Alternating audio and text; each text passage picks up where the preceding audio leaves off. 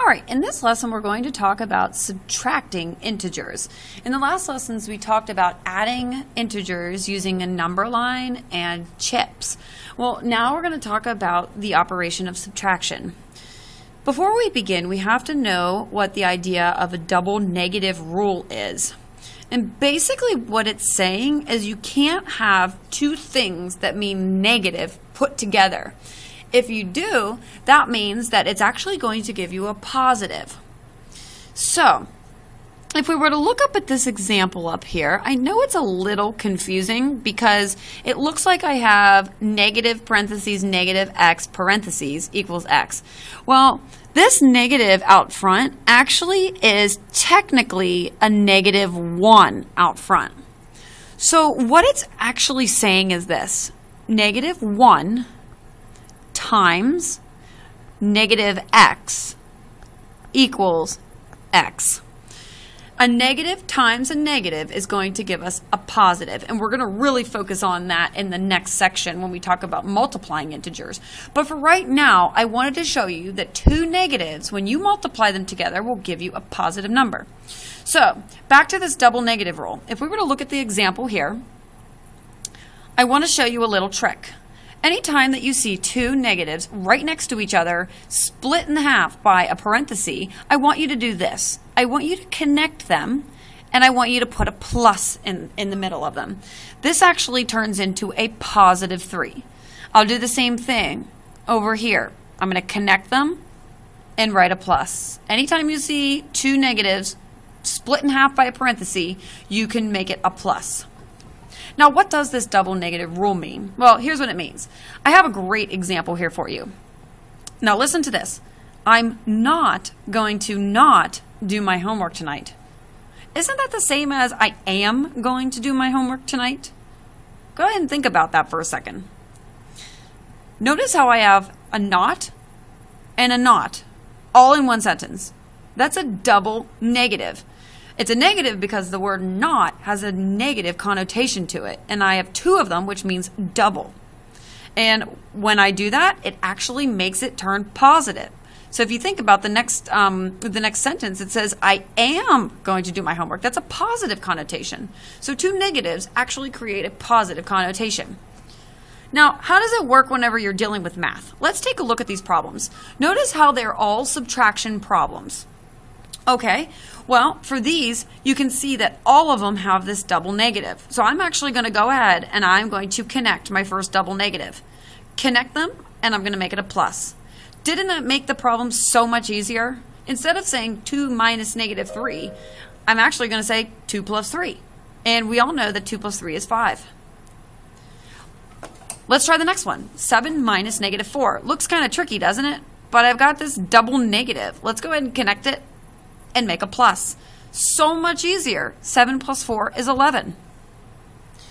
The next one, it looks a little bit different, but you can still identify that we have a double negative. So let's go and take care of the double negative. And now I have +9 minus 2. Well, that's easy. All right. This one looks really tricky because it has a negative and it's a subtraction problem. -5 minus -2. Well, take care of your double negative because you see it a mile away.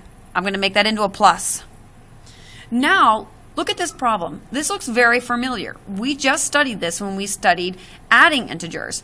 We have -5 plus 2.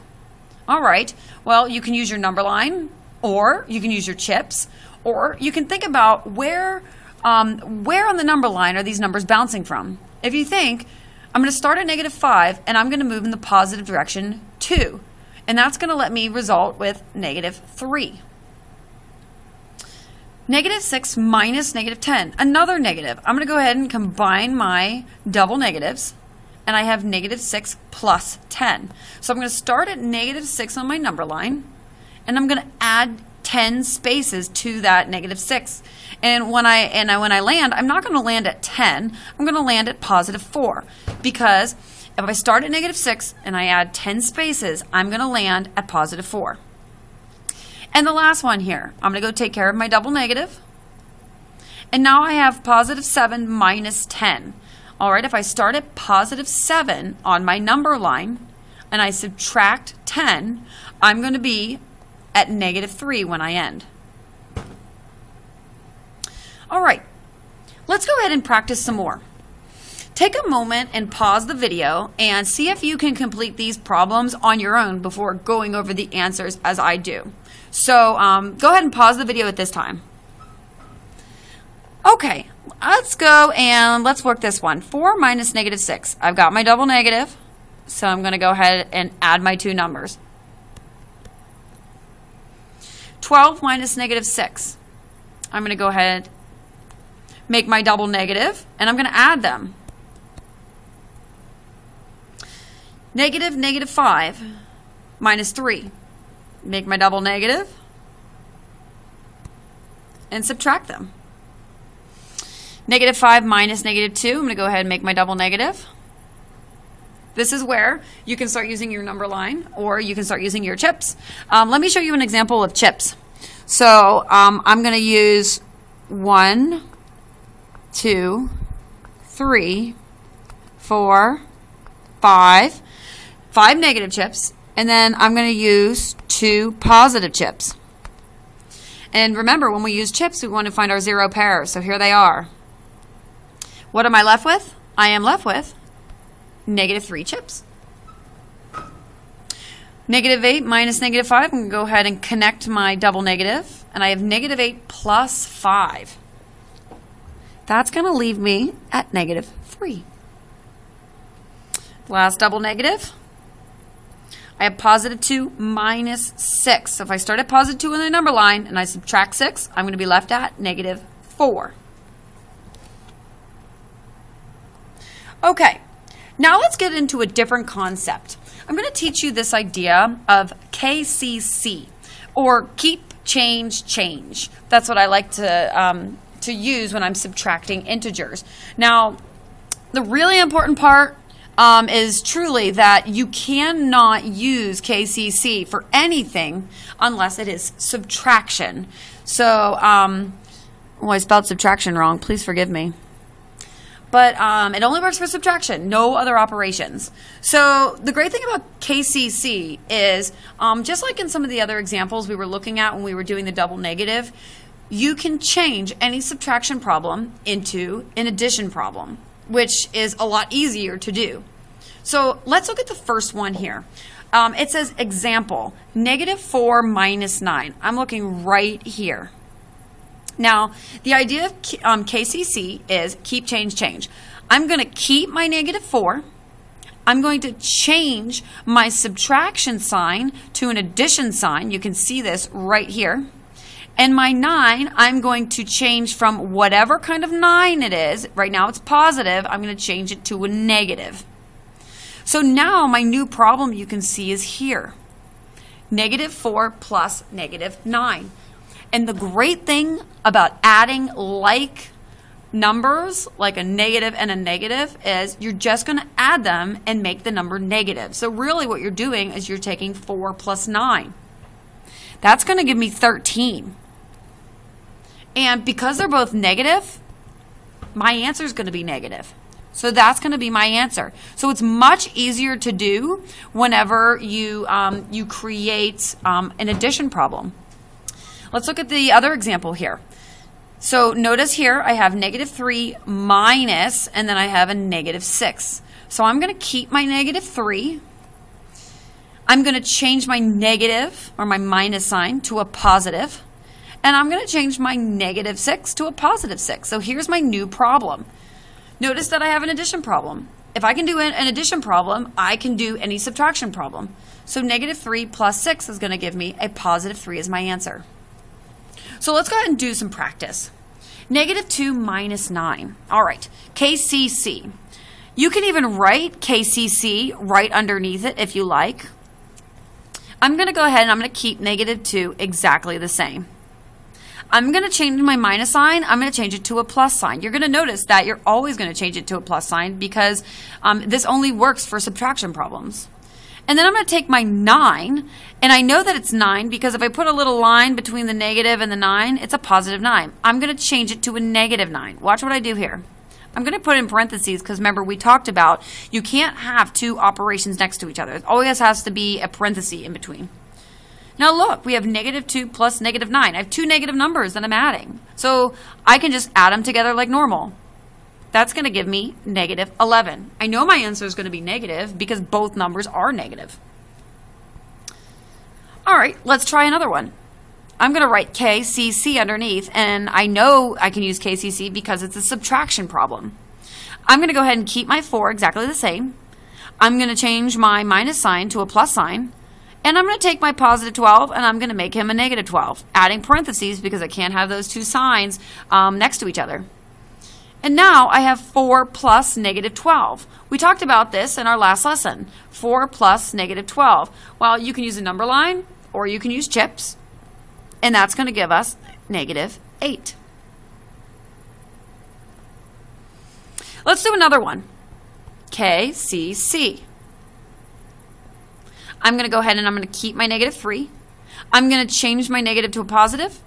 And I'm going to take my -7. I'm going to make it a +7. So I simply have an addition problem. I have -3 plus 7.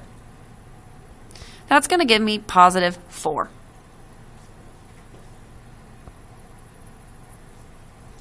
All right, I'm going to go ahead and take the KCC away now, and I'm just going to work with the numbers.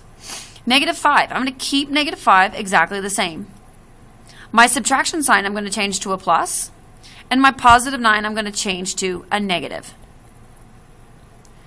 I have two negative numbers that I'm adding, so I'm going to add them together, and that's going to give me -14.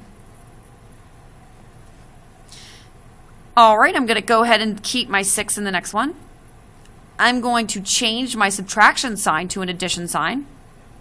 And my +12, I'm going to go ahead and I'm going to make that a -12. And I have myself a nice addition problem. 6 plus -12. Now, here's kind of a very interesting lesson. I'm going to do a little lesson within this problem. Sometimes we get a little mixed up whenever we have two numbers that are opposite signs. Think about it this way. Look at the 6 and look at the -12. For just a second, pretend there were no operations in front of either of them, and I was just looking at a 6 and I was looking at a 12. Of course, you would say that the 12 is greater than the 6. So what that's saying is that since the 12, remember, we're not looking at the operations in front. Since it is larger than 6, whatever sign is actually in front of the 12 is the sign that we're going to use as my answer. Isn't that cool? All right, and our last one on here, oh, this is interesting. Look at this. We have a double negative. Well, I'm not going to do the double negative rule for a second. I'm going to do KCC instead, although either one will work fine. I'm going to go ahead and keep my -2. I'm going to change my subtraction to addition, and I'm going to change my -8 to +8. And let's go ahead and talk about that little thing we just talked about. Look at my -2 and 8. Take away the operations for a second, and I'm given 2 and 8. Which one's bigger? 8. So I know that my answer is going to have the operation that is right in front of the 8, which is positive. So, oh, I'm sorry. The answer is not 8. It's a positive. So -2 plus 8 is going to give me +6. All right, this is a great time to go ahead and pause the video and feel free to try these before I give you the solutions to them. All right, just remember, KCC only works for subtraction. All right, let's try some more. KCC, I'm going to go ahead and I'm going to keep -14. I'm going to change my minus to a positive, and I'm going to change my +6 to a -6, putting those parentheses in there. So now I have -14 plus -6. That's going to give me a nice number of 20. But don't forget, it's going to be a -20 because both numbers are negative. All right, 8 minus 10. All right. Also, you can think about it like this. If I had 8 chips and I subtracted 10, If I subtract 8 minus 10, I have 8 chips and I subtract 10. Well, think about it. If I had $8 and, you know, I have to pay someone $10, well, I'm going to be $2 short, aren't I? So let's go ahead and do KCC. I'm going to keep 8 the way it is. I'm going to go ahead and change my operation. And I'm going to change my positive 10 to a negative 10. I'm going to go ahead and add it. 8 plus negative 10 is going to give me negative 2. Positive 3 is going to stay the same. I'm going to go ahead and change my negative to a positive, and I'm going to change my positive to a negative 5. And when I add those, that's going to give me negative 2. All right. For this one, you know what? I noticed something. I noticed it's a double negative. Anytime you have that double negative, take advantage of it and make it a positive, because that gives us a nice answer of 9.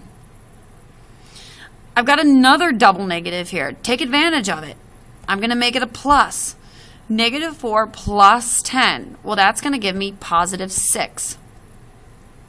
And my last one, I could use my double negative rule here, but I'm going to use KCC just to show you that either one will work perfectly.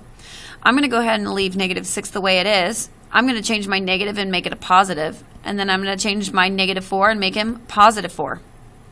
And I really didn't need the parentheses here around 4. I really could have just written this. But that's fine. Negative 6 plus 4, that's going to be negative 2.